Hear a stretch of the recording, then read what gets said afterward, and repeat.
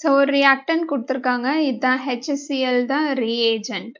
So ஜென்ரலாக HCl மட்டும் கொடுத்தாங்க அப்படின்னா மோஸ்ட்லி மார்கோவ்-நிக்கோஸ் அடிஷன்.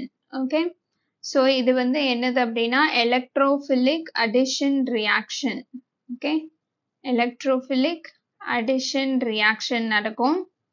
கார்போகேட்டையான் மெக்கானிசம். ஓகேவா, பிகாஸ் பெராக்சைடு எதுவுமே கொடுக்கல. இஃப் இன்கேஸ் H2O2 இல்லாட்டி பென்சாயில் பெராக்சைடு கொடுத்துருந்தாங்கன்னா anti Markovnikov's addition. Okay, but then இதுல எதுவுமே கொடுக்கல. So carbocation mechanism. ஸோ எந்த ஸ்டேபிள் கார்போகேட்டையான் ஃபார்ம் ஆகுதோ அதை பொறுத்து ரியாக்ஷன் நடக்கும்.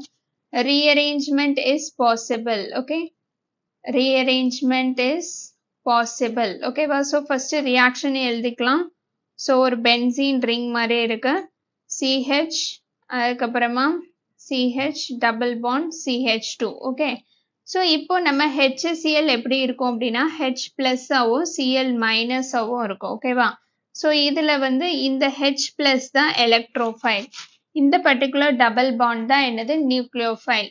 ஓகே, இந்த நியூக்ளியோஃபைல் வந்து இந்த எலக்ட்ரோஃபைலை எடுக்கும். ஸோ ரெண்டு விதமா இது ஆட் ஆகலாம், அப்படிதானா? ஸோ ஜென்ரலா மார்கோவ்-நிக்கோஸ் ரூல்னா என்னது? Hydrogen adds to more hydrogen carbon, more hydrogen carbon. So இது வந்து எல்லா டைமும் வேலிடா இருக்காது. சம் கேசஸ்ல ஏதாச்சும் ரீஅரேஞ்ச்மெண்ட் வரும், அப்படி இப்படின்னு சில டைம் நம்ம தப்பா போட்டுரும். இந்த ரூலை நம்ம பிளைண்டா ஃபாலோ பண்ணோம். So it is better to do the mechanism and see rearrangement ஏதோ இருக்கா எல்லாம் பார்க்கறது பெட்டர். ஓகே, ஸோ ரெண்டு விதமா இது வந்து நடக்கலாம். ஸோ என்ன ஆகலாம் அப்படின்னா CH இங்க பிளஸ் வந்து இங்க CH3 போலாம். பேசிக்கா இந்த ஃபர்ஸ்ட் கார்பன்ல H ஆட் ஆயிருக்கு. இல்லாட்டி என்ன நடக்கலாம் அப்படின்னா செகண்ட் கார்பன்ல H ஆட் ஆகலாம், அப்படிதானா? ஸோ செகண்ட் கார்பன்ல H ஆட் ஆனா CH2 பிளஸ்.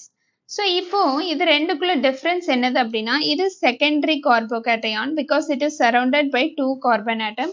இது வந்து பிரைமரி கார்போகேட்டையான், ஒரு கார்பன் ஆட்டம் தான் இருக்கு. ஸோ ஆல்பா ஹைட்ரஜன் எவ்வளோ இருக்கு? 2, பிகாஸ் ரெண்டு ஹைட்ரஜன் இருக்குல்ல. இங்க ஆல்பா ஹைட்ரஜன் எவ்வளோ இருக்கு? ஸோ இதுல ஒரு CH2 இருக்கும், அப்படிதானா? So 1 2 3 4 alpha hydrogen. So more stable. So நிறைய ஆல்பா ஹைட்ரஜன் இருந்துச்சுன்னா நிறைய ஹைப்பர் கான்ஜுகேஷன் இருக்கும், நிறைய இண்டக்டிவ் எஃபெக்ட் இருக்கும். ஸோ பேசிக்கலி இந்த பாசிட்டிவ் சார்ஜுக்கு நிறைய எலக்ட்ரான் டொனேட்டிங் குரூப் அதை சுற்றி வேணும், அப்போ தான் அது ஸ்டேபிளா இருக்கும். ஸோ இந்த இதுதான் மோர் ஸ்டேபிள் ரியாக்ஷன், அப்படிதானா? ஸோ ஃபர்தரா இதுல ரீஅரேஞ்ச்மெண்ட் பாசிபிளா நம்ம பார்க்கணும். ஸோ இஃப் இன்கேஸ் நம்ம ஹைட்ரஜன் ஷிஃப்ட் பண்ணணும்னு வச்சுக்கிடுங்க, என்ன நடக்கும்? ஸோ இந்த ஹைட்ரஜனை நான் இங்க ஷிஃப்ட் பண்றேன், அப்போ என்ன நடக்கும்? CH பிளஸ், அதுக்கப்புறமா CH2 and then CH3. So இந்த கேஸ்ல திரும்பவும் இதுவும் என்னது செகண்டரி கார்போகேட்டையான் தானே.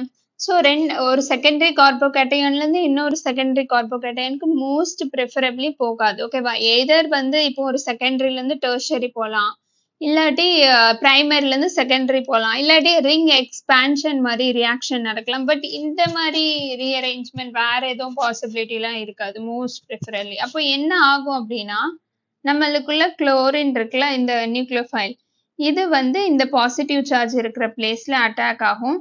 ஸோ உங்களுக்கு என்ன கிடைக்கும் அப்படின்னா CH2 CH Cl அதுக்கப்புறமா CH3, இதுதான் உங்களுக்கு ப்ராடக்ட். நீங்க மார்கோவ்-நிக்கோஸ் ரூல் போட்டு பார்த்தாலும் இதுதான் கிடைக்கும், because hydrogen is adding to more hydrogen atom, அப்படிதானா?